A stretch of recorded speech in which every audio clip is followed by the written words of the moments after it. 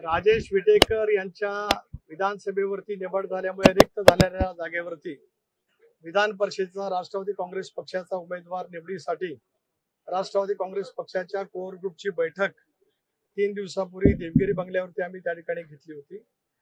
या उमेदवारी संदर्भामध्ये पक्षाकडे जवळपास 95 माझ्या प्रमुख सहकाऱ्यांनी उमेदवारी मिळावी अशा पद्धतीची अपेक्षा व्यक्त त्या ठिकाणी केली होती, भावना व्यक्त केल्या होत्या। कोर ग्रुपमध्ये प्रामुख्याने आम्ही राज्याच्या सर्वच विभागाचा विचार केला। पूर्व विदर्भ असेल, विदर्भ असेल, मराठवाडा आहे, उत्तर महाराष्ट्र आहे, मुंबई शहर आहे, ठाणे आहे, कोकणी आहे, त्याचबरोबर पश्चिम महाराष्ट्र आहे। या साऱ्याचा आम्ही सारासार त्या ठिकाणी विचार केला आणि हा विचार करत असताना समाजातल्या वेगवेगळ्या घटकांच्या संदर्भामध्ये सुद्धा आम्ही चर्चा केली। एक लक्षामध्ये आलं की आपल्याला एकच जागेच्या वरती उमेदवार त्या ठिकाणी घोषित करायचे असल्यामुळे अन्य सहकारी सुद्धा या निवडीसाठी निश्चितपणाने योग्य आहेत, त्यांना संधी देणं सुद्धा अत्यंत आवश्यक निश्चितपणाने आहे। पक्षाला ज्या पद्धतीने महाराष्ट्रातल्या जनतेने अजितदादांच्या नेतृत्वाखाली प्रचंड भरघोस असं यश मिळवून दिलेलं आहे, ते संघटन आम्हाला पुढच्या कालावधीमध्ये वाढवायचं आहे।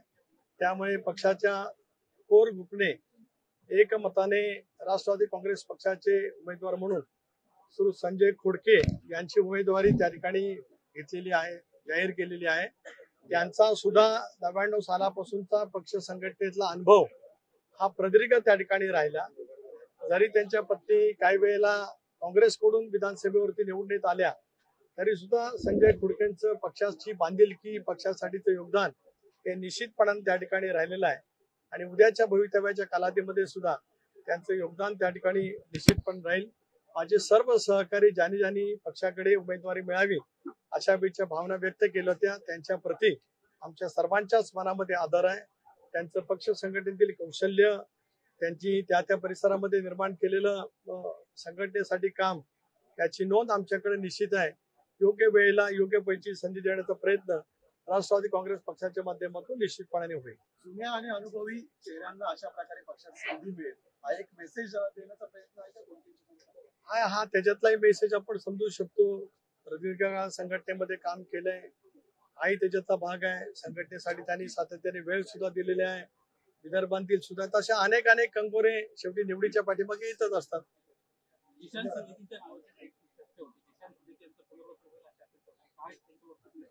एक असं की पक्षाचा यावेळेचा निर्णय मी घोषित केला, हे करत असतानाच मी अन्य माझ्या सर्व सहकाऱ्यांच्या बद्दल आदरही व्यक्त केला आणि मी हेही सांगितलं की योग्य वेळेला जे काय आज पक्षाच्या प्रवाहामध्ये सहभागी झालेले वरिष्ठ सहकारी आहेत त्यांना निश्चितपणाने संधी दिली जाईल।